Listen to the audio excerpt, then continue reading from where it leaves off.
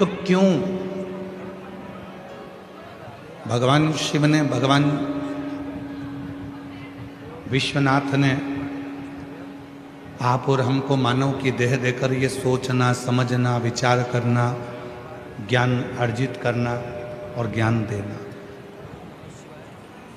क्यों शिव जी ने हमको ऐसा बनाया? केवल समझने की शक्ति, धारण करने की शक्ति, विद्वत्ता की शक्ति, ये सब देवाधिदेव महादेव ने मनुष्य को ही क्यों दी? क्योंकि आखिरी योनि है, 84 लाखवें नंबर की यह योनि है मानव का देह। शिव पुराण की कथा कहती है, शिव महापुराण की कथा कहती है कि इसके बाद यदि 84 लाखवें नंबर की जो योनि है मानव की देह, इस योनि में व्यक्ति ईश्वर का भजन कर लेता है, सत्कर्म कर लेता है, कुछ सेवा कर लेता है, कुछ पुण्य कमा लेता है, तो फिर उसका जन्म नहीं होता, वो परमात्मा की शरणागति में विराजमान है। पुनरपि जन्म पुनरपि मरणम के प्रपंच से अगर कोई छूटना है तो यह मानव की देह है, मनुष्य की देह, मानव का शरीर है।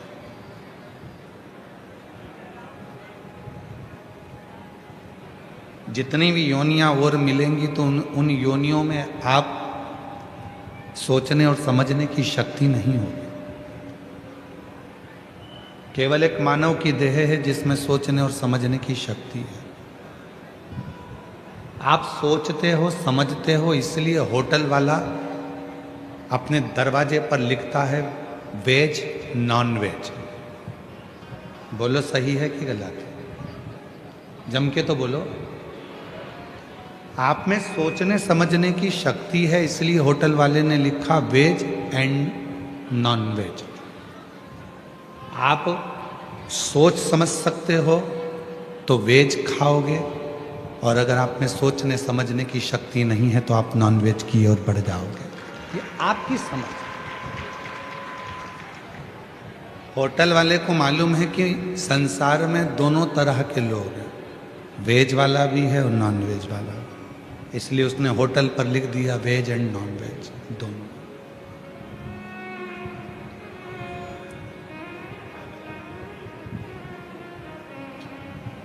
एक शादी का मंडप भी है, शादी करोगे, एक अदालत भी है तलाक करने के लिए।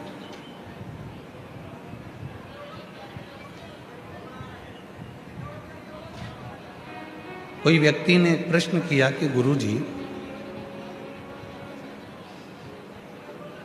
ये तलाक, ये अदालत, अभी अभी तलाक के केस चालू हुए कुछ सालों से, क्या पहले तलाक नहीं होता था? तो हम उनसे कहते हैं कि पहले तलाक की ज़रूरत ही नहीं पड़ती थी। पति पत्नी का आपस में इतना साझा हुआ करता था कि वो एक दूसरे के लिए मरने को तैयार हो जाते थे, पर अलग होने को तैयार नहीं थे। हमारे सनातन धर्म में ये तलाक की जो प्रथा है ये नहीं थी, ये दूसरे धर्म की है।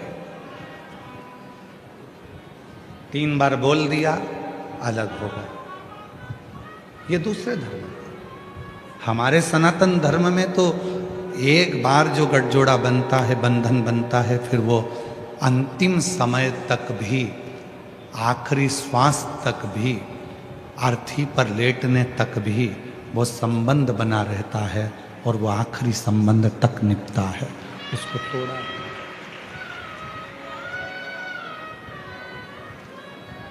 सनातन तलाक को पीछे रखता है, सनातन प्रेम को आगे रखता है,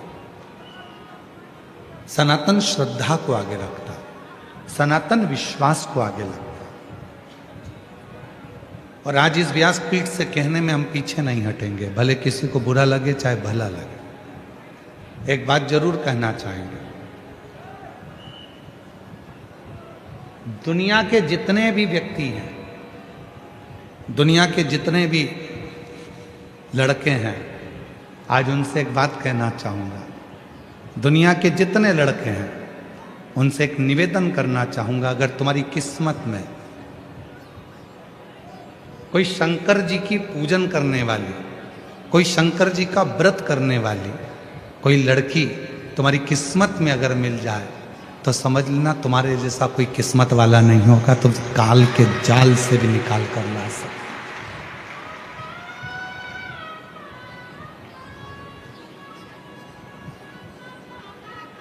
परसों के दिन एक पत्र पढ़ा था, यहाँ पर एक भाई बहन आए थे जिसको डॉक्टर ने कह दिया था कि ये प्राण निकल चुके हैं, बॉडी घर ले जाओ।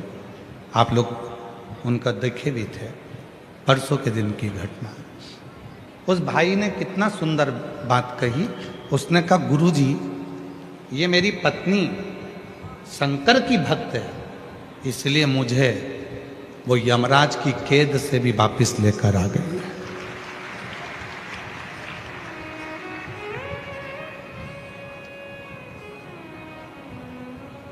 तुम्हारी पत्नी अगर शंकर जी के मंदिर में जा रही है, एक लोटा जल चढ़ा रही है, सोमवार का व्रत कर रही है, प्रदोष का व्रत कर रही है, 16 सोमवार व्रत कर रही है, पशुपति व्रत कर रही है, सोमवार की अष्टमी का व्रत कर रही है, तुम खुश होना कि भगवान ने तुमको ऐसी धर्म पत्नी दी है जो तुम्हारे सिर पर काल भी अगर आ रहा होगा तो उसके व्रत करने से तुम्हारे काल को भी टाल देगी।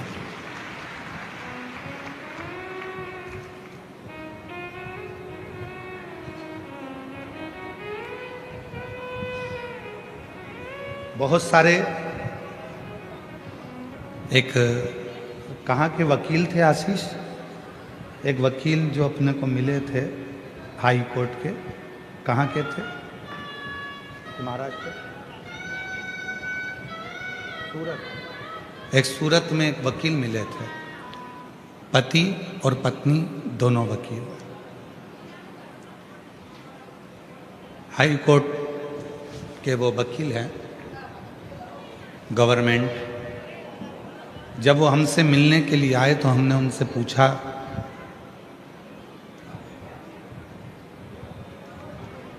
कि आपके पास में इतने सारे तलाक के केस आते हैं, आप गवर्नमेंट के वकील हैं, उसमें कितने लड़कियां ऐसी हैं जो शिव की आराधना करती हैं और उनको तलाक लेना पड़ रहा है? वह हाई कोर्ट का वकील सूरत के कहते हैं, मैं पूछता हूं क्योंकि मैं खुद शंकर का भक्त हूं, तो मैं लड़के से भी पूछता हूं क्या तुम शिव की पूजन करते हो? और ये बात हमने सूरत की कथा में भी कही है, अगर हो तो वो वकील का फोटो भी आपको मिलेगा उसमें। लड़की से भी पूछते हैं, वो वकील कहते हैं हमने लड़की से भी पूछा कि आप शिव की पूजन करते हो?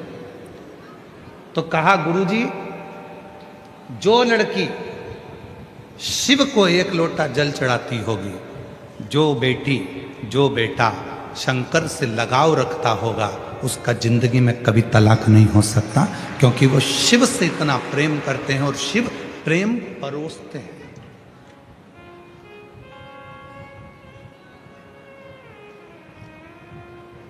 शिव प्रेम परोसते हैं। दुनिया के लोग कहते हैं 33 कोटि देवी देवता में सबसे ज्यादा प्यार इन देवता का है, कोई कहता है उन देवता का प्यार है, पर उन्होंने अभी प्यार देखा नहीं है। शंकर जैसा प्यार और माता पार्वती जैसा प्यार दुनिया में कोई नहीं कर सकता। जो एक जन्म नहीं 51 जन्म माता पार्वती ने केवल शिव के लिए लिए और शंकर जी अपनी अर्धांगिनी के लिए। कोई दूसरी शादी नहीं करे तो पार्वती के जन्म का इंतजार करते रहे कि सती शरीर छोड़ी है, जन्म लेगी, पार्वती बनकर आएगी, पार्वती उमा बनकर आएगी, वो बनकर आएगी तो मैं उसको अपनाऊंगा, बाकी का किसी को नहीं अपनाऊंगा। इसको प्यार कहते हैं, इसको प्रेम कहते हैं।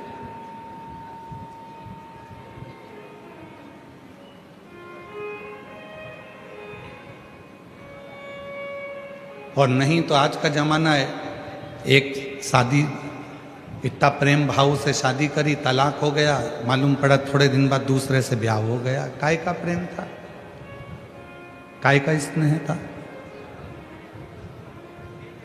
महाराज प्रेम जब अनंत हो गया, रोम रोम संत हो गया। प्रेम जब अनंत हो गया, रोम रोम संत हो गया। शिव से जब प्रेम होता है, भगवान शंकर से जब आप प्रेम करते हो, स्नेह करते हो, जल चढ़ाते हो, पूजन करते हो, वो प्रेम इतना बढ़ जाता है, इतना बढ़ जाता है कि शरीर संत हो जाता है। फिर कोई भेद नहीं रहता, फिर कोई विवाद नहीं रहता, फिर आपस में कोई क्लेश नहीं रहता, फिर कोई झगड़ा नहीं रहता। और मेरा निवेदन है इस पंडाल में बैठी हुई सब मेरी जीजियों से, मेरे जीजाओं से, मेरी बेटियों से, बेटाओं से, मेरे बुजुर्ग माँ बाप से, और जितने आस्था चैनल पर कथा सुन रहे हैं, जितने सोशल मीडिया पर कथा सुन रहे हैं, उनसे भी अपने बच्चों को शिव जी के मंदिर की सीढ़ियां चढ़ाना प्रारंभ करो। अपने बच्चों को शंकर जी के मंदिर में एक लोटा जल चढ़ाने के लिए भेजना प्रारंभ करो। अपने घर के बच्चों को शंकर का दरवाजा दिखाओ। अगर तुम्हारे बच्चे शिव की शरणागति में रहेंगे और शंकर से प्रेम करने लगेंगे तो तुम्हारे बच्चों की जिंदगी कभी बर्बाद नहीं होगी, चाहे वो बेटा हो चाहे वो बेटी।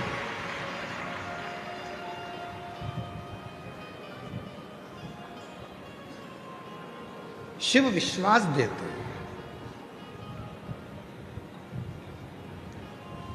कबीरा बाबा ने बड़ी सुंदर एक बात कही है कि एक बार कबीरदास जी काशी में घूम रहे थे और काशी में भ्रमण करते करते कबीरा बाबा एक जगह पर पहुंच गए। दो माताएं बैठी थी, बीच में चक्की थी। कबीरदास जी देख रहे थे, वो चक्की चला रही थी। एक उधर बैठी, एक इधर बैठी, और दोनों मिलके चक्की चला दो। थोड़ी देर कबीरदास जी वहां रुक गए। बड़े कबीरदास जी ने ध्यान से देखा और देखते देखते कबीरदास जी थोड़ी देर में रोने लगे। अब कबीरदास जी रोते और थोड़ी देर बाद फिर कबीरदास जी हंसने लगते, फिर रोते फिर हंसते। दोनों महिलाओं ने आपस में बात करा कि कबीरा तो न जाने कहां बुद्धि खो बैठा। बताओ, चलती हुई चक्की को देखकर कबीरा कभी रोता है और कबीरा कभी हंसता। और चलती चक्की देख कर दिया कबीरा रो, दो पाटन के बीच में और साबुत रहा ना। अब कबीरा रो रहे हैं। गांव के लोग इकट्ठे हो गए, काशी के सारे। उन्होंने पास में कबीरदास जी के खड़े होकर देखा तो कभी रो रहे थे, कभी हंस रहे थे, फिर रो रहे थे, फिर हंस रहे थे।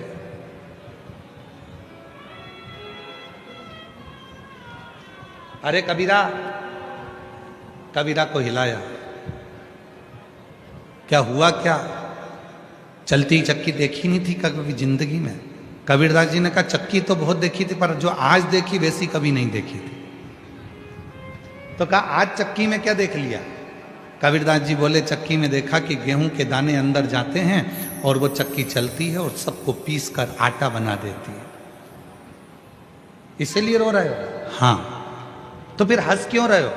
कबीरदास जी कह रहे हैं हंस इसलिए रहा हूं कि उन दोनों चक्की के बीच में कीला लगा है।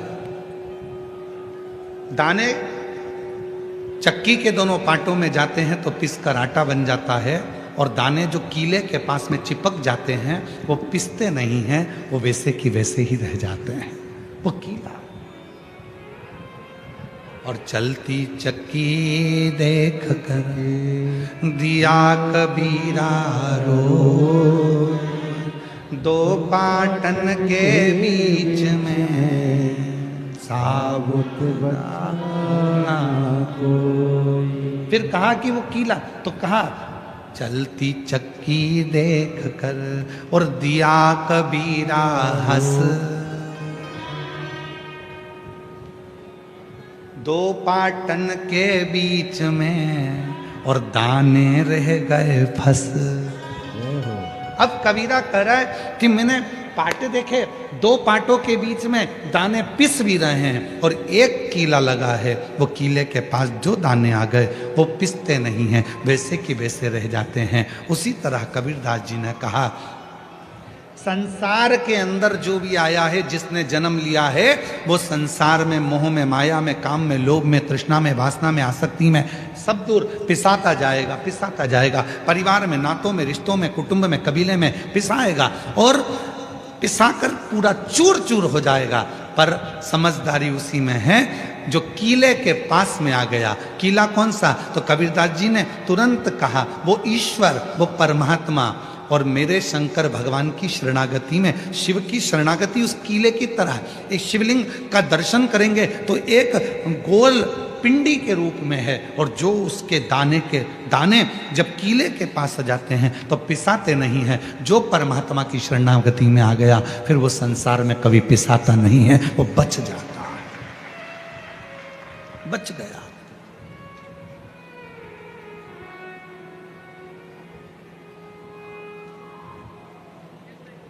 भेजो अपने बच्चों को मंदिर तक, भेजो अपने बेटा बेटी को कि शंकर जी को एक लोटा जल चढ़ा।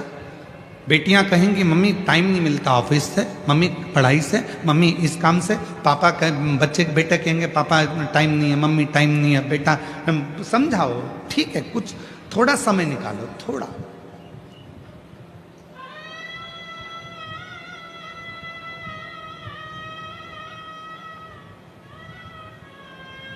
जब व्यक्ति बीमार होता है, एक्सीडेंट होता है, वेंटिलेटर पर पड़ा रहता है, उसके घर में पैसा भी होता है, रिश्तेदार भी होते हैं, खाने के लिए भी होता है,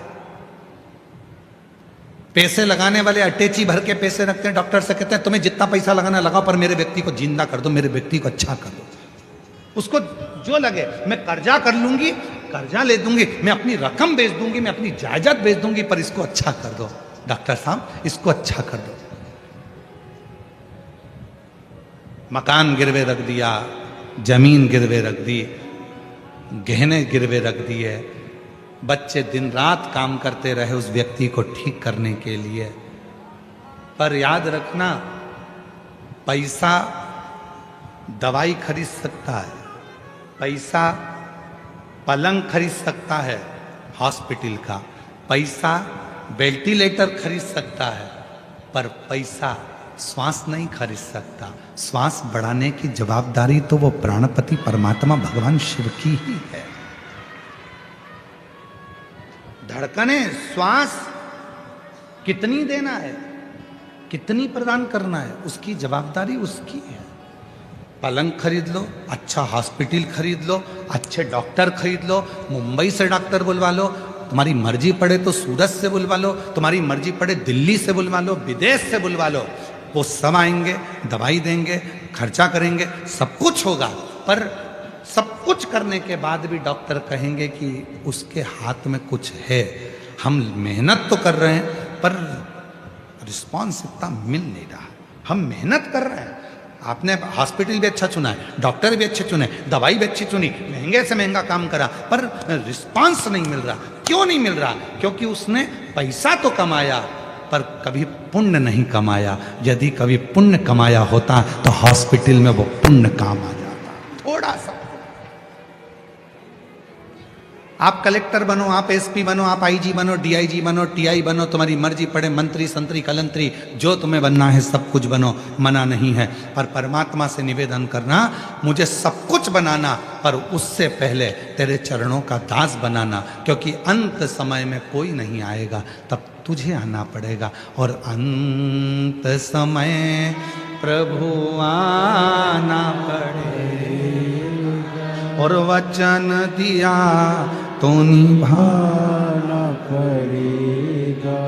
आए ना आए प्रभु कुटुंब कबीला, अंत समय प्रभु आना पड़ेगा। वचन दिया तो निभाना पड़ेगा, अंत समय प्रभु आना पड़ेगा। कौन आएगा अंत समय में? वेंटिलेटर के बाहर डॉक्टर कहेंगे आईसीयू में इतनी बजे से इतनी बजे तक मिलना, चलो बाहर जाओ, इतनी बजे आना, कमरे में कोई नहीं जाएगा, सब बाहर हो जाओ, रिश्तेदार बाहर, सब बाहर। याद रखना उस वेंटिलेटर पर जब तुम्हारी अंतिम सांसें चल रही होगी कोई पास नहीं आएगा, कोई नहीं। कौन आएगा? अभी हम यहां से आते हैं ना, इधर से, ये इधर से पुल के पार से, तो पुल चालू होता है, वहीं पर शमशान है, वहीं शमशान।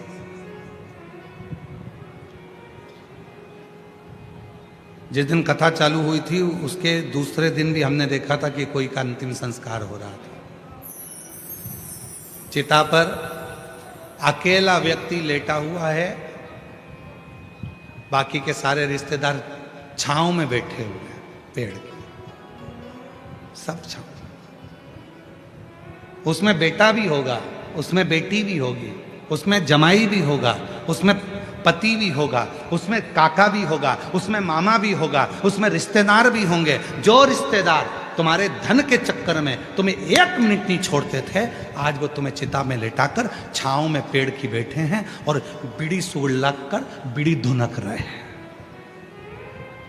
कुछ बेटे बेटे तंबाकू मल रहे थे और मुर्दा जल रहा था, चिता पे लेटा था और वो तंबाकू खा रहे थे। कुछ बैठ के गप्पे लगा रहे थे, मुर्दा, इसमें कोई मामा था, इसमें कोई काका था, इसमें कोई चाचा था, इसमें कोई भाई था, इसमें कोई पापा था, इसमें कोई काका था, इसमें कोई जमाई था, इसमें कोई बेटा था। जितने बैठे थे उसमें सब रिश्तेदार थे, पर अकेला चिता पर जल रहा था। उस समय पर कोई नहीं था, कोई नहीं। जब तन में उठेगी ज्वाला कोई पास न आने वाला, जब तन में उठेगी ज्वाला कोई पास न आने वाला, भक्तों की सुन के पुकार रे तू नंदी लेकर आ जाना। जब काका नहीं आएगा, मामा नहीं आएगा, फूफा नहीं आएगा, दामाद नहीं आएगा, बेटा नहीं आएगा, छोरा नहीं आएगा, रिश्तेदार नहीं आएंगे, तब याद रखना तुमने जो शिव महापुराण की कथा को पंडाल में भूसावल के सुना है, वो नंदी लेकर देवादिदेव महादेव तेरी आखिरी श्वास में दिया है, वो आएगा। जब तन में उठेगी ज्वाला, आग लग रही है, कोई नहीं आ रहा पास में, जब तन में उठेगी ज्वाला कोई पास ना आने वाला। किसी के पास टाइम नहीं है। आज के ज़माने में सबके पास समय इतनी कमी हो गई कि मुर्दे को जलाना है तो भी मोटरसाइकिल साथ लेकर जाते हैं, कितनी जल्दी जलेगा, और वहाँ भी इंतजार करते, जल्दी करो जल्दी करो जल्दी करो जल्दी करो।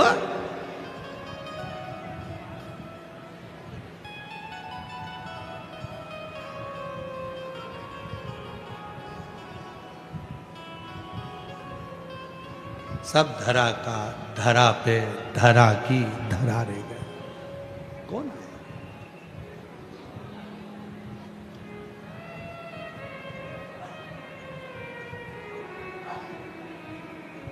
किसका इंतजार कौन करे?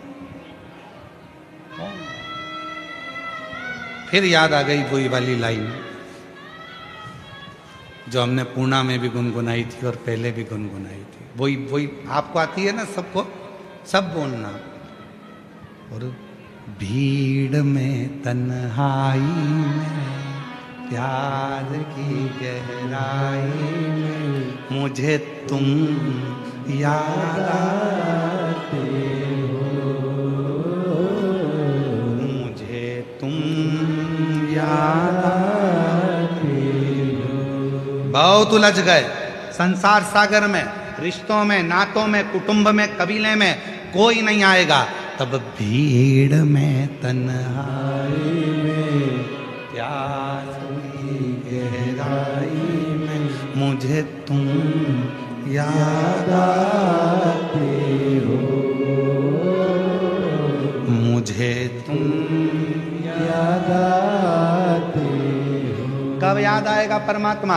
कब याद आएगा तुम्हारा एक लोटा जल? कब याद आएगी तुम्हें शिव महापुराण की कथा? जब तुम्हें उलझन आती है तब शिव याद आता है, जब तुम्हें तकलीफ आती है तब शिव याद आता है, जब तुम बहुत तकलीफ में अड़ जाते हो तब पड़ोसन से जाकर पूछते हैं क्यों, वो सीहोर वाले महाराज ने वो बताया था, वो कैसे करना चाहिए, तब तुम्हें याद आएगा कि शिव पुराण में मैंने ये सुना है, शंकर की कथा में मैंने ये स्मरण किया है, शिव की कथा में मैंने ये सुना है, मुझे तुम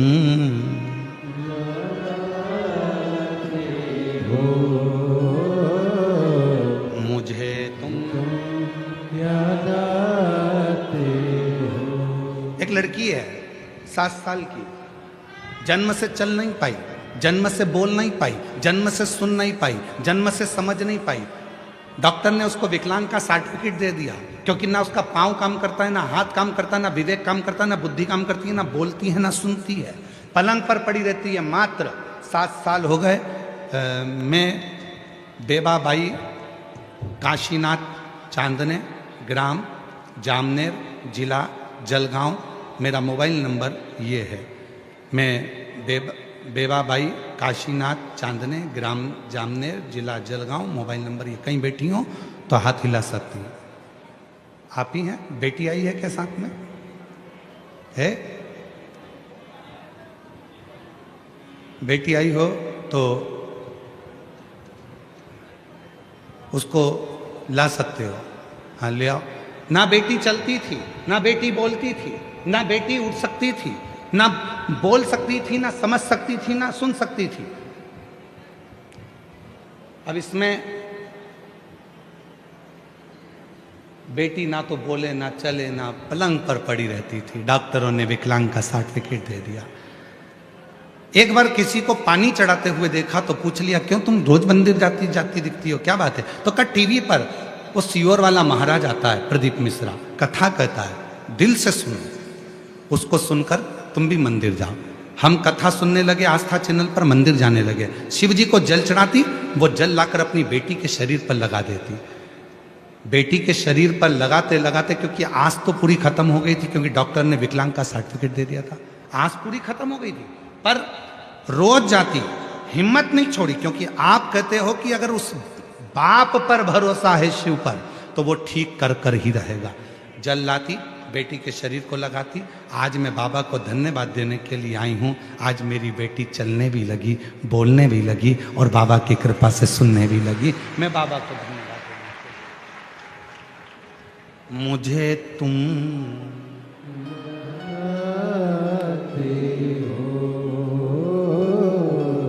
मुझे तुम याद आते हो। अब मेरी बेटी,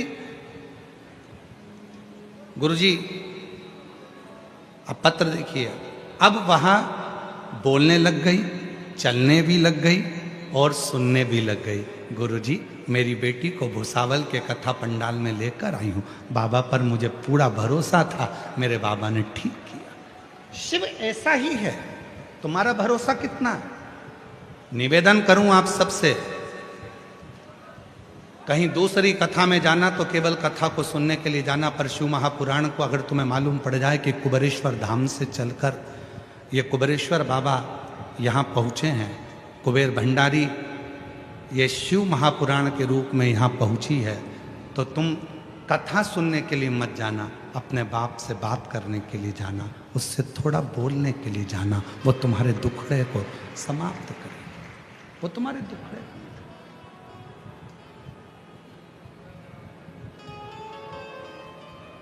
वो तुम्हारे दुखड़े को समाप्त करे। जो पलंग पर से नहीं उठी, जो कभी बोल नहीं सकी, जो कभी चल ना सकी, जिसका शरीर ही काम ना करे, जिसको विकलांग का सर्टिफिकेट दे दिया जाए, वो कैसे चलेगी, कैसे बोलेगी, कैसे सुनेगी? उस परमात्मा पर करो भरोसा, उस पर।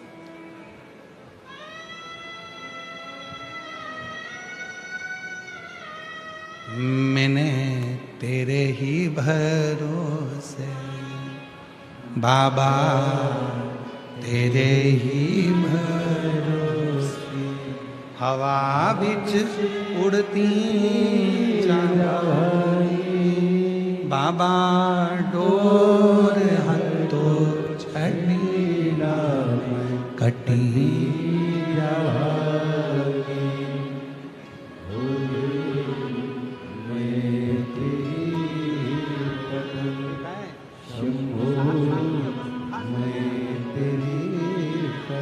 आई बोल रहे हैं जब ये 7 साल की थी तब से ही पलंग पर पड़ गई थी, ना तो ये बोलती थी, ना चलती थी, ना उठती थी, पलंग पर ही सब कार्य करती थी जब ये 7 साल की थी।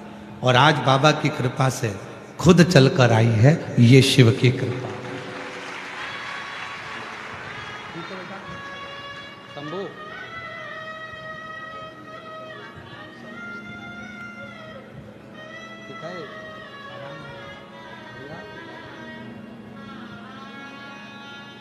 7 साल की जब अवस्था थी, हम सोचे 7 वर्ष की, 7 वर्ष की जब अवस्था थी तब से पलंग पर पड़ी। 7 वर्ष उठना। और आज कितनी खुशी होगी जब भले अवस्था बढ़ गई पर चलना फिरना चालू हो गया, बोलना प्रारंभ हो गया। दुनिया की कितनी बड़ी खुशी उसको प्राप्त हुई होगी, जरा विचार करिए, विचार। एक बहन ने तो ढोल भेजी है मेरे को, ढोल।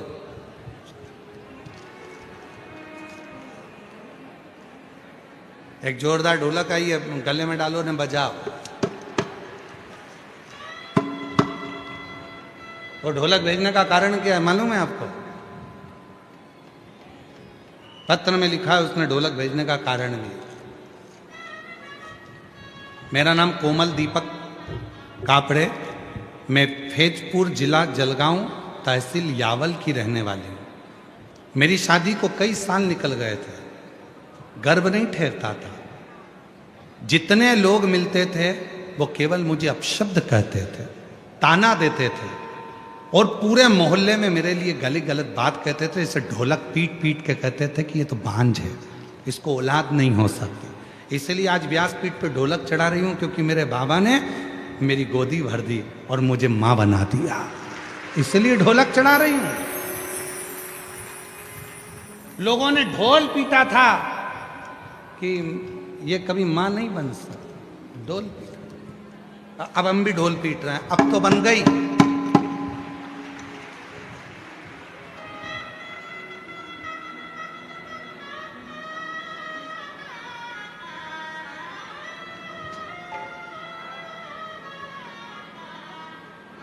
अब तो माँ बन गए ना। अब तो शिव कृपा, कहीं बैठी हो तो अपने बच्चे को ला सकते। और मुझे तुम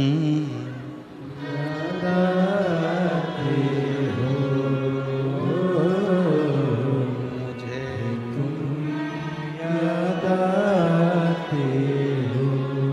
भाई, वो शिव है, वो शंकर है, वो ओघड़दानी है, ओघड़।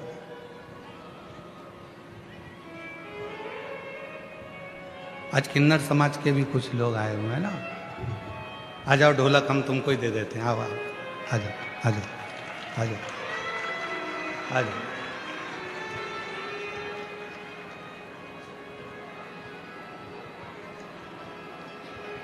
पधारो, पधारो। शिव जी के परम भक्त हैं। प्रथम सृष्टि में किन्नरों की सृष्टि का गुणगान शिव महापुराण में मिलता है।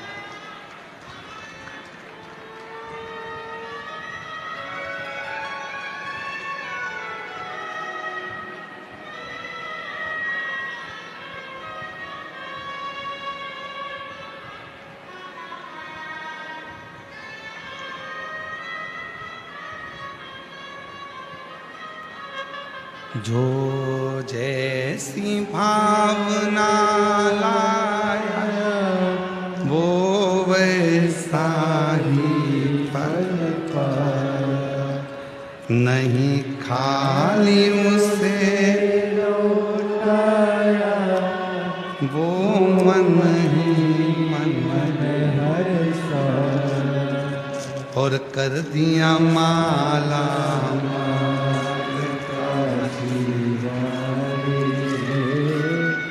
लुटा दिया भंडार काशी वाले लुटा दिया भंडार काशी वाले हमारा काशी वाले कर दिया माला माल काशी वाले कर दिया माला माल काशी वाले लुटा दिया भंडार काशी वाले कर दिया माला जोरदार ताली बजाए। काशी वाले जो जैसी भावना लाया वो वैसा साई फल पाया नहीं, खाली उसे लौटाया वो मन ही मन हर्षाया और कर दिया माल माला माल काशी वाले लुटा दिया। भंडार काशी वाले अपने बच्चों को शिव मंदिर तक भेजने का प्रयास, शिवालय तक भेजो। जब घर के बच्चे शिव मंदिर तक जाएंगे, शिवालय तक जाएंगे, शिवालय तक पहुंचेंगे, तो याद रखना वो बच्चे फिर कभी जिंदगी में किसी दूसरे के आगे उनको हाथ फैलाने की जरूरत नहीं पड़ेगी। शिवालय तक।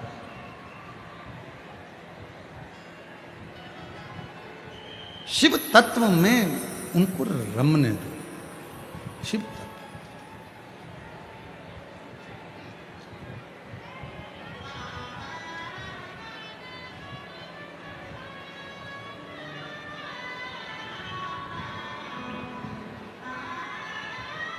इसी बहन ने ढोलक भेजी थी, एक बार जोरदार ताली बजा। प्रणाम करो बाबा को। हाँ, श्री शिवाय नमस्ते बोलो। श्री शिवाय नमस्तुभ्यम। बोलो श्री शिवाय नमस्तुभ्यम। शांति। जी कह रही है, इतना ताना देते थे गुरुजी, लोग अपशब्द कहने में पीछे नहीं हटते थे। खूब ढोल पीट पीट के कहते थे कि ये तो बांझ रहेगी, इसके घर औलाद नहीं होगी। शिव जी पे ऐसा भरोसा करा, एक कथा में पहुंच गई पंडाल में। 7 दिन की कथा सुनी, रोज वहाँ की मिट्टी को अपने गर्भ पर लगाती, घर जाकर सफ़ेद आंकड़े की जड़ का प्रयोग किया और बाबा की कृपा से बच्चे का जन्म हुआ। एक बार जोरदार ताली बजाकर साधु कर।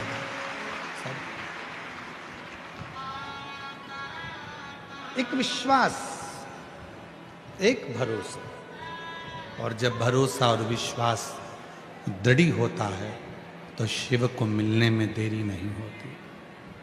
शिव मिलता है।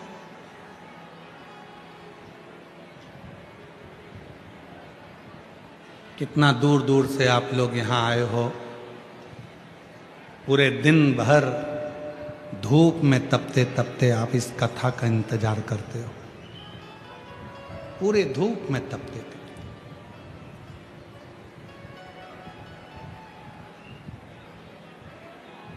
इस मन को परमात्मा तक लगाने का प्रयास करते हो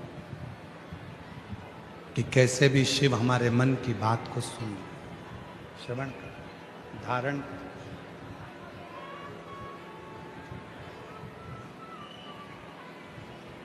उसको भजो। कितना सुंदर एक संवाद है संत तुकाराम जी का।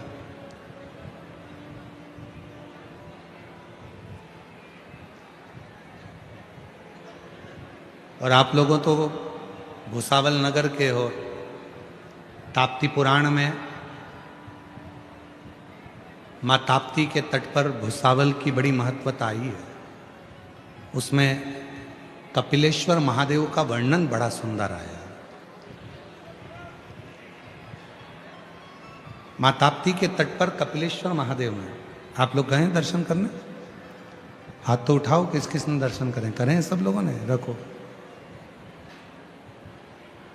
वो कपिल मुनि जो भगवान शंकर के परम उपासक हैं,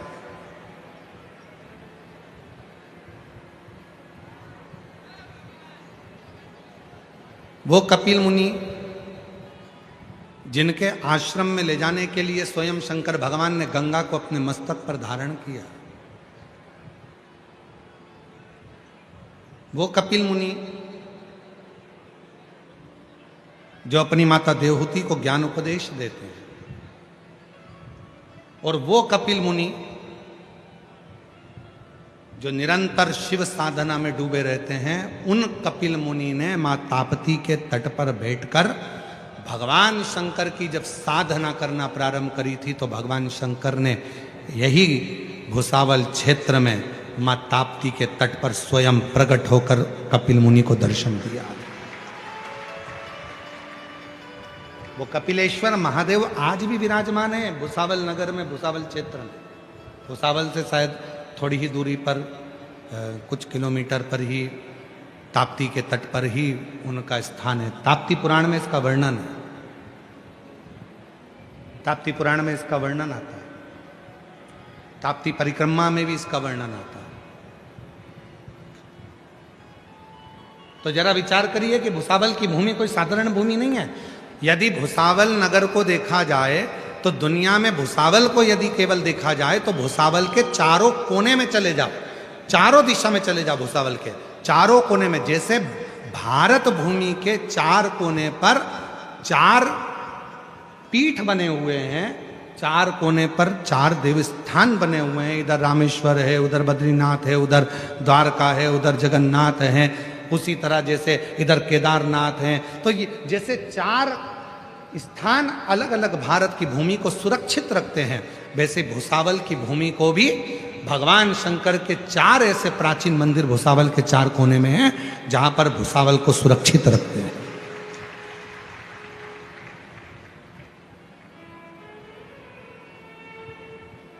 स्वयं शिव प्रकट है।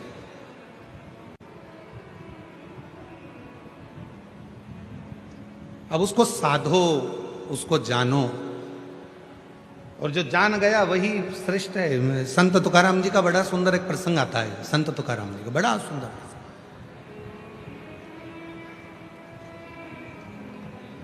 संत श्री तुकाराम जी बैठे हुए थे अपने कीर्तन आनंद में, और भगवान देवादिदेव महादेव मां पार्वती के साथ, मां जगतजननी जगदम्बा के साथ, मां आद्य शक्ति पार्वती के साथ में भगवान देवादिदेव महादेव विराजमान।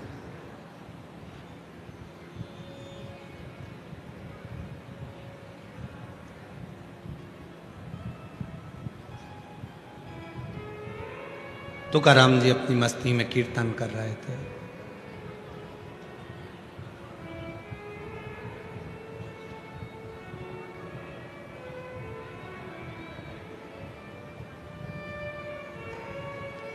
भगवान देवादिदेव महादेव पार्वती के साथ में विराजमान थे।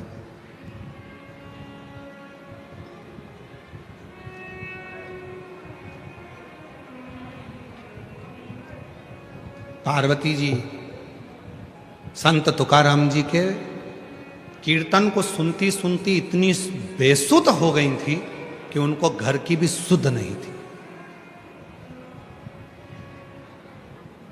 महाराष्ट्र के वो संत तुकाराम जी जब कीर्तन कर रहे हैं तो मां पार्वती जी बेसुध हो गई हैं। इतना इतना उनकी सुध पूरी कीर्तन में डूब चुकी है, पूरी कीर्तन कुछ स्मरण ही नहीं है,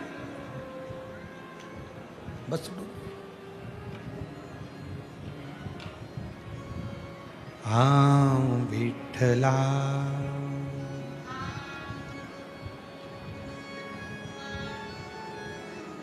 रंग रंग पांडुरंग रंग रंग विठला रंग रंग पांडुरंग रंग रंग विठ्ठला रंग रंग पांडुरंग